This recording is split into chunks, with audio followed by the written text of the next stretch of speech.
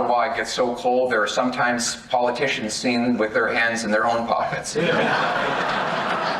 Pierre is coming out strong here. Welcome back to Moose and Loose Extra. This is my second channel. Be sure to subscribe to this one. Today we have Pierre delivering a powerful speech in a church or a synagogue. And it gives you a little bit of a window into the direction Canada is going to be going once we get rid of Justin Trudeau, then Mark Carney, the Liberals out of power and get the Conservatives in power. In this speech, Pierre pulls out fact after fact. He's not reading from a sheet of paper. He's a smart man. He's got it off the top of his head because he's going around the country and meeting with people and understanding what needs to be fixed and how it needs to be fixed. See, he's not an arrogant man like Justin Trudeau. He actually asks the workers, how can I make your life better? What do you guys need? And he asks them and they say, oh, we wish that we had this, that, or the other. We wish we had some roads built here. We had more money to build this equipment. We need this, we need that. And by doing this, province after province, territory after territory, Pierre has accumulated so much knowledge, and he's been a politician for so long. He knows the ins and outs, and he knows how to fix things and what should be done, and he's seen what has worked and what hasn't worked, and that's what we get here with this speech. Let's jump into it. Today, we see that promise is under threat, most recently by the unjustified and unjustifiable tariffs now imposed by U.S. President Donald Trump. This attack on our sovereignty is unacceptable. It would be unacceptable from any country, but worst of all from our neighbor, for whom we have been a loyal and undying friend for centuries, with whom we have died on battlefields that we have fought to defend and that we have always been there. But what is also troubling is the vulnerability with which we enter into this latest crisis. You know, ask yourself some questions. Why is it that we sell twice as much to the Americans as we sell to other Canadian provinces? Well, because we don't have free trade between the provinces. We have anywhere between a 7 and a 20% tariff on the goods that travel from one province to the next. So if you wanted to find a country with which you would replace the Americans as your #1 trading partner, it might start with ourselves. Let's make Canada our #1 trading partner.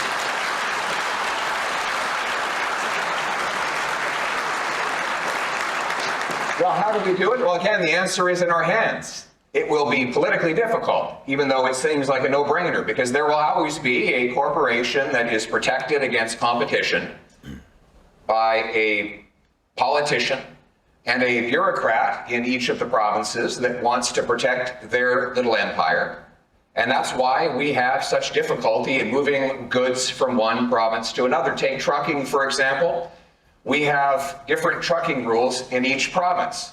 Well, that's a problem when trucks go from province to province. In fact, there are rules guiding truckers that they have to drive just during daylight. But can you believe it? We can't agree from one province to another on what is daylight. That's absolutely insane. The fact that we don't have basic rules like that can be implemented across every single province. Like, what is going on in this country? Why do we have such stupid rules that we don't have basic trade among each other? Maybe we need to shed some light on that problem and have a national definition of what constitutes daylight so our truckers know when they can drive and when they can't. Apparently, a truck is dangerous at a certain weight load in New Brunswick, but not dangerous in neighboring Nova Scotia because the weight loads are different. So what is the trucker supposed to do when he gets to a provincial boundary? Dump 1,000 kilograms of freight on the side of the highway? Or maybe not ship it at all, or maybe just ship it all to the United States so that we're ever more dependent on them. No, we need to bring together the premiers of this country and agree to knock down all the barriers that we have truly pan-Canadian free trade, one Canadian free market of consumers, of workers, of Canadians buying from and supporting other Canadians.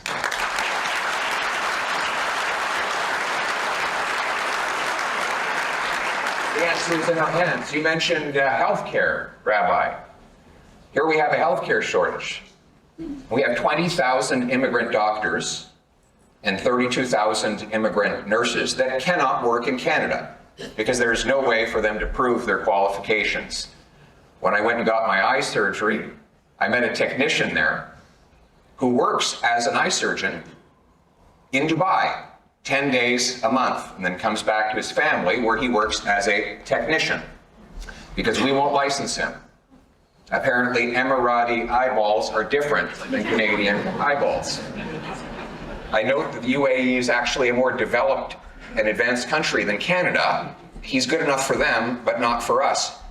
They say in Toronto, if you have a heart attack, don't call 911. Call an Uber because the driver is probably a doctor.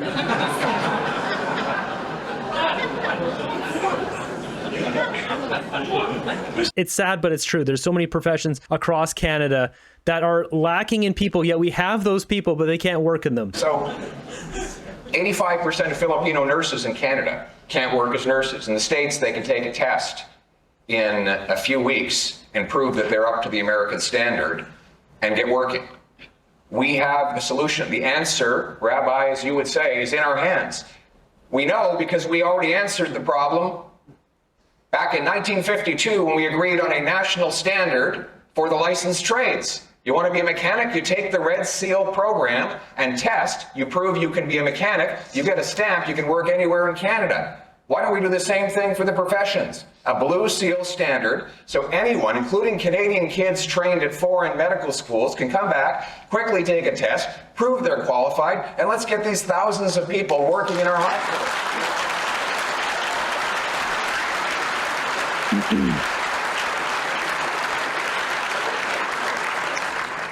The answer's in our hands, but it means we're going to have to take some tough stances, and there might be licensing bodies that won't be happy losing their power.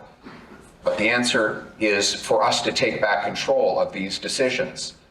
I find it rather hilarious that today we're concerned that the US president might put tariffs on our energy products when we've spent the last 10 years blocking our own energy sector from reaching the other markets. Pierre's about to go in on this here. This is something that Justin Trudeau would never do. Trudeau probably doesn't even understand how the whole system works with our oil. But let's get this straight. We have the third biggest supply of oil anywhere on Earth, and we're importing 120,000 barrels every single day, mostly from Saudi Arabia. Almost all of our oil, about 90%, is going to the United States at a massive price discount. On an average day, we get about $15 below the global price. You know how much we sell in a day to the Americans? 4 million barrels. So do the math on that. We're talking like $60 million a day in discounts that we're giving the Americans so that they can take our raw materials, mark it up to the global price, and keep all the profits for themselves. This is the famous trade deficit President Trump is complaining about. He says he's buying more from us than we are from them. We're giving him stuff. There's an old expression, if somebody's throwing money out the window, stand next to the window.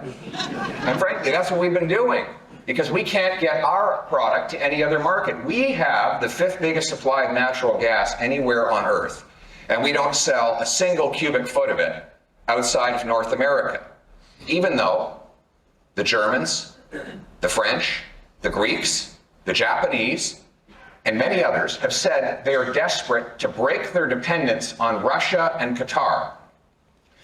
But our Prime Minister says there's no business case to sell natural gas. And just look what happened 2 days ago with Donald Trump striking a deal there with Japan for a $1 trillion deal on liquefied natural gas. No business case. That came from Captain Schmuck himself. Justin Trudeau has absolutely done Canada a massive disservice. So what does that mean?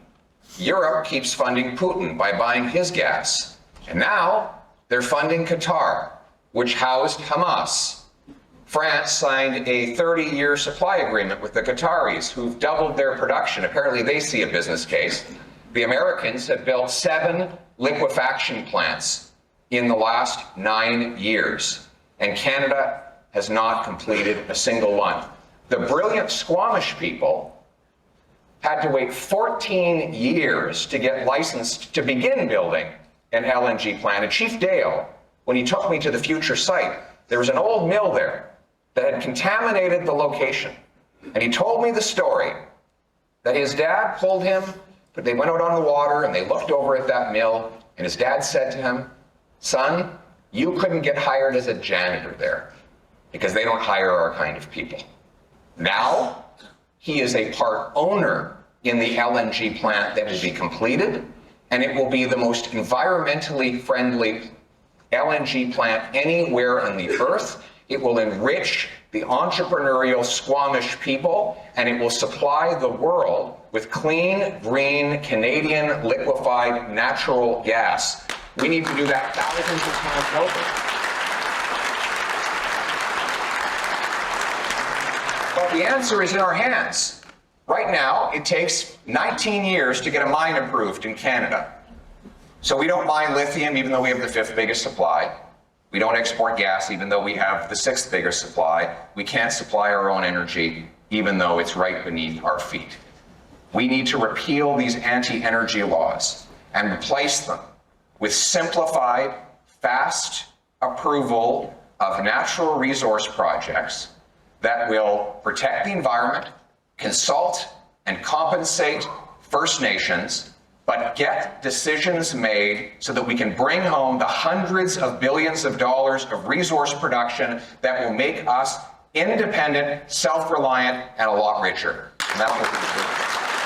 There's a real plan for Canada. It's not carbon tax Carney, the guy who says one thing and does another. He's going to jack up the carbon tax on big business in Canada to then pass that down to us. But he won't do it for all the other assets he managed with Brookfield Asset Management across the world in UAE and Brazil, US, etc. No. No carbon tax down there, no problem. He has no problems with 159 million metric tons of CO2 being pumped into the air out of that business. But in Canada, though, that's a major problem. We need to be suffering for his green climate agenda. What a load of crap. So Pierre coming out here with a strong stance on this, good speech. People need to wake up and realize who Mark Carney is. We need an election now. We need Poilievre as our prime minister ASAP.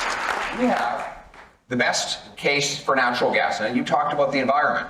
The biggest reduction in greenhouse gases in the history of the world was when the Americans discovered fracking. Even though the so-called environmentalists opposed fracking, what fracking did is it produced an abundance of very low-cost natural gas that powered the electrical grid. And what did it replace? Much dirtier coal. And so America's emissions have dropped more since they discovered fracking than have Canadian emissions. We brought in carbon taxes to punish people for using energy. We attacked our energy sector, and the Americans were able to reduce their emissions more than we were. Why? Because the solution to fighting climate change and lowering emissions is not taxing and regulating our people and industries into poverty. It's unleashing a massive abundance of clean, green energy to displace dirtier forms. It is through richness.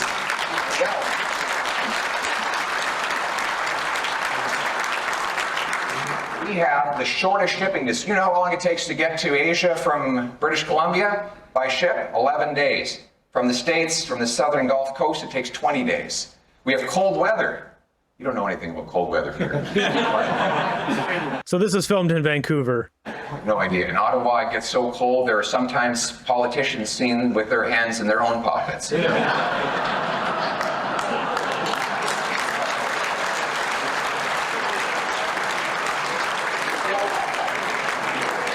The teeth like that one. Oh my goodness. We've got to make fun of ourselves once in a while, I think. But the great thing about cold weather is that it helps liquefy gas. It's actually 25% less energy intensive to liquefy gas in Canada than in the US Gulf Coast, because you have about 11 degrees less you have to pull out of the gas to turn it into a liquid. And we have clean, green hydroelectricity in British Columbia, Newfoundland, and Cpac that could power that liquefaction process and break dependence. You know, the Indians are planning to use coal for their electrical grid. If we gave them enough natural gas to displace half of their future coal, it would displace 2.5 billion tons of greenhouse gases, which is equal to 3 times the emissions of all of Canada. That is a far better way to fight climate change than to impoverish our people with endless taxes. That there was the majority of the speech. The main points I wanted to highlight here in this video, talking about LNG, talking about Canada's security going forward. We need to have more mines, get those critical minerals to market. This is what's going to change Canada. We have so many natural resources, yet we can't even use them because Justin Trudeau's locked everything down. Justin Trudeau, the guy with the no pipelines law. Do you think Mark Carney is going to repeal that? Do you think he's going to break that back and start building pipelines? Mark Carney likes pipelines. He bought them in his previous job as vice chair of Brookfield Asset Management in UAE and Brazil and America, but he doesn't like pipelines in Canada because we have to be the World Economic Forum's test pilot of this green agenda. They're going to test out how badly will it destroy a country. I don't know why they're using Canada as this test project, but it is really conflicting with Donald Trump. As you see what Donald Trump is doing, it's quite the opposite of all this eco-green hysteria that has destroyed Canada. And Trump's a patriot, taking America back to the good old days, the golden days. That's definitely not the vision for Justin Trudeau, and it's not the vision for Mark Carney. We need Pierre in power, and we need him ASAP.